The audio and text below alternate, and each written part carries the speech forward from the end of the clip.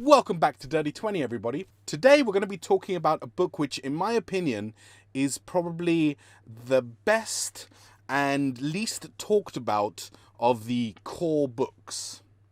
Let's get on with the show.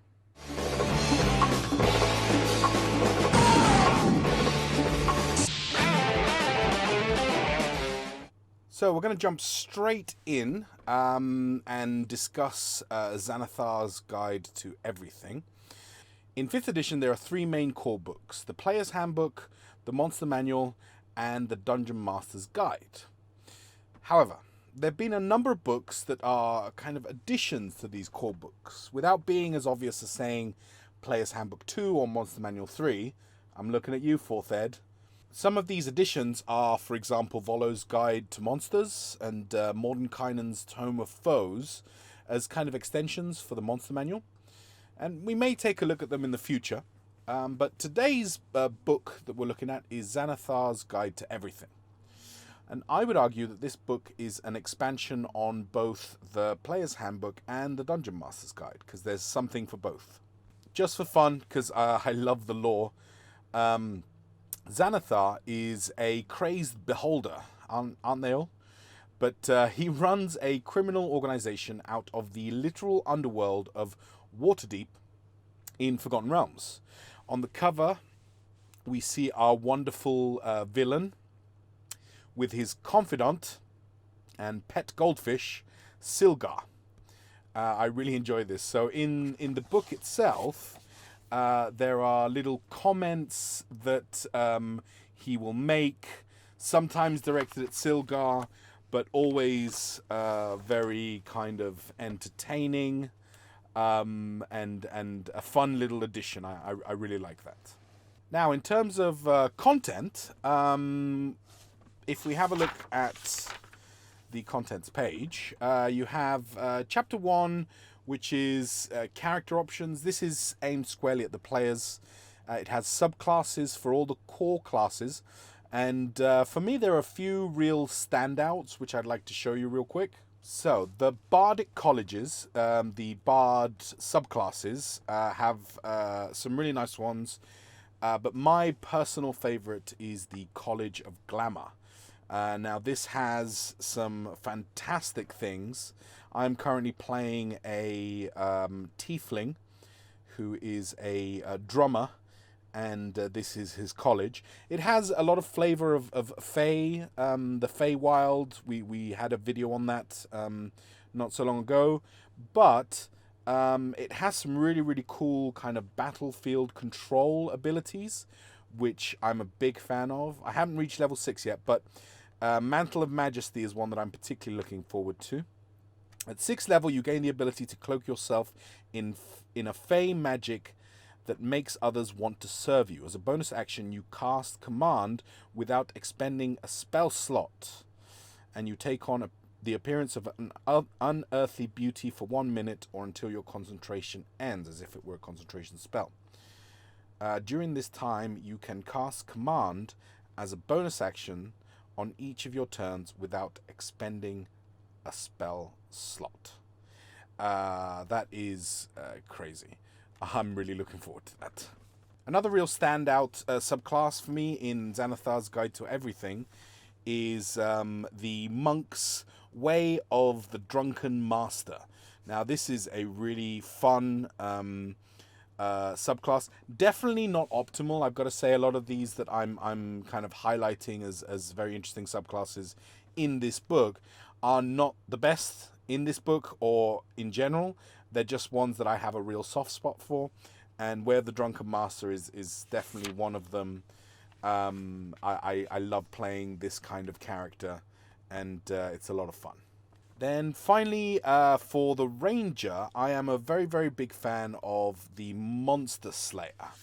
Any kind of Van Helsing fans out there or anything like that will definitely be a lot of fun to play. And again, not super optimized, but crazy cool to play.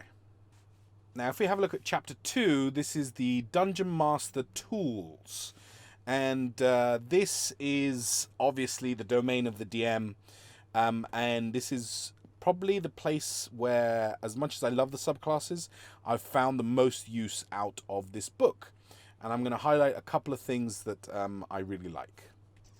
First of all, tool proficiencies. Now, this doesn't sound super sexy, but, you know, most classes get some sort of tool proficiency. And I often find it as something that most players just kind of, oh, okay, I'll take one because I'm told I have to take one. But then they don't really do much with it. Here you have an expansion on the kind of toolkits that are in the Player's Handbook or in the Dungeon Master's Guide. You have things like cook's utensils.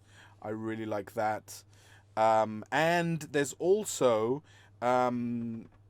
crunch. There's actual rules to use your tools and things that you can get from them, which I think is really great. Traps is another thing that I really like, and I'm terrible at. I can't design my own traps. In here you'll find some sample traps, which is always very nice, and also a kind of walkthrough of how you can design your own traps, whether they're simple or more complex traps. I think that it's a part of my campaigns that I know I can improve for sure. Finally, downtime. Downtime is something which I don't think it's used often enough. I think it's great for character development. I think it's great for you know, doing things that you want to do that are maybe not just healing the party when they are, you know, having a battle or after a battle. There's things that can be expanded, and it gives a real sense of the world being alive, because rivals have plans, and, you know, there's just a lot to it, in my opinion. A lot more than was in the Player's Handbook or the Dungeon Master's Guide. So these are just a few of the things that I really, really like. You also have, Chapter 3, you have some new spells, which is nice. There's also some new racial feats, which are race dependent. But honestly, one of the things that I like the most in the book is the appendices, particularly the Appendix B, which is character names. Now, the number of times that as a Dungeon Master you find yourself just telling the players, oh, you know, there's some people shopping in the store, and then they'll ask, oh, what's your name? Or hello, they'll introduce themselves. And you've got to come up with something quick. Now, these are fantastic. They're tables, so you can roll on them, or you can just pick the ones that you like. And obviously they're separated into first name, family name, male name, female name. And then at the end, you also have some cultural names, whether it's Polynesian, Slavic, or Spanish. This is one that I use quite often. My players have been to Arm in the Forgotten Realms, which is a kind of amalgam for Golden Age Spain. So I get to use a lot of these, and really, really useful. Thanks so much for watching, guys. Was there anything that I missed out in Xanathar's Guide to Everything that you particularly like to use or you think should be discussed? As always, like and subscribe, and keep slaying.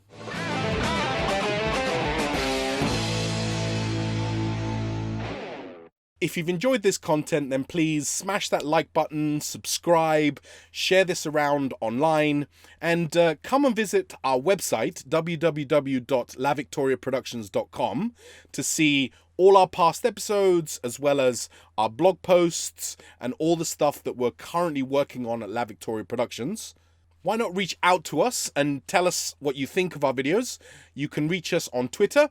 @MouthLaVictoria is our producer. We are also on Instagram. I am Enano LVP, and our producer is Jazzy J Cherot. We're also La Victoria Productions on Facebook and LinkedIn. Come on by and let us know what you think.